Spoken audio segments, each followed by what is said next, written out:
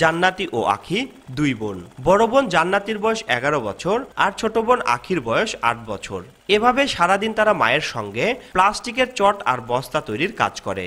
বড় বোন মেশিনে বসে চট সেলাই করে, ছোট বোন তাকে সাহায্য করে। আর এই কাজ করে যে আয় হয় তা দিয়ে চলে মা ও দুই বোনের সংসার। আব্দুল কাদের ও মোমেনা দম্পতির আদরের দু মেয়ে জান্নাতি ও আখি। জান্নাতি ষষ্ঠ শ্রেণী ও আখি দ্বিতীয় শ্রেণীতে পড়তো। দিনমজুর বাবার আয়ে ভালোমতো চলছিল তাদের সংসার। কিন্তু 2 বছর আগে হঠাৎ অসুস্থ হয়ে তার বাবা মারা যাওয়ার পর আকাশ ভেঙে পড়ে এই পরিবারটিতে।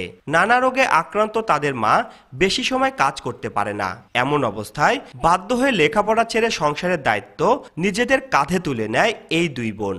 বাড়ির পাশের এক ব্যবসায়ীর কাছ থেকে সেলাই মেশিন আর প্লাস্টিকের বস্তা নিয়ে সেলাই করা শুরু করে তারা। সারাদিন 10 থেকে 15টি চট সেলাই করতে পারে। প্রতিটি চট সেলাই করে 10 টাকা হিসেবে সারাদিন কাজ করে 100 থেকে 150 টাকা আয় হয়। আর তা দিয়েই কোনো মতে খেয়ে না খেয়ে চলে তাদের সংসার।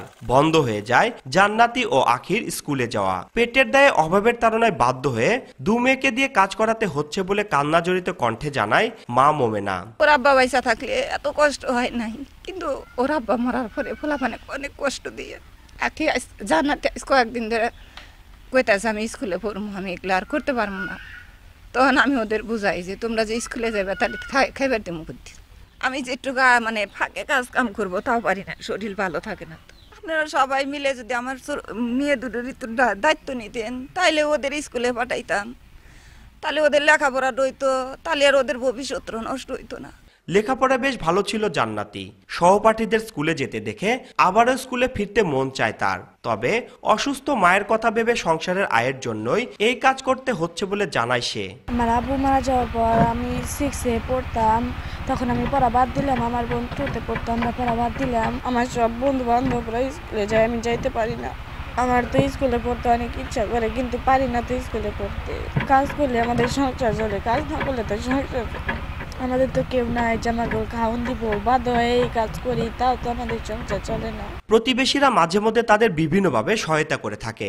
নিষ্পাপ দুই বোনের ভবিষ্যতের জন্য লেখাপড়া চালিয়ে নিতে সমাজের বিত্তবানদের প্রতি আহ্বান জানায় প্রতিবেশীরা। আমরা সাহায্য করি, কিন্তু এটা দিয়ে তো ওদের আসলে যে চাহিদাটা সেটা মেটানো সম্ভব হয় না। ওদের এই বয়সে তো লেখাপড়া আর খেলাধুলা করার কথা, সেখানে কিন্তু তারা এক মুঠো ভাতের জন্য সারা দিন এই মেশিন চালিয়ে জীবন যুদ্ধ করে যাচ্ছে। সরকারিভাবে যদি সহযোগিতা করা যায়, 1-2টা নিষ্পাপ শিশু আগামী দিনের ভবিষ্যতের জন্য যেন জীবনযাপন সুষ্ঠুভাবে জীবনযাপন করতে পারে। স্বামী মারা যাওয়ার পর মোমেনা সিরাজগঞ্জের কামারখন্দ উপজেলার ঝাউল ইউনিয়নের চাঁদপুর গ্রামে তার মায়ের বাসায় ছোট্ট একটি ঘরে 2 মেয়েকে নিয়ে বসবাস করছেন। রিঙ্কু কুন্ডু, সময় সংবাদ, সিরাজগঞ্জ।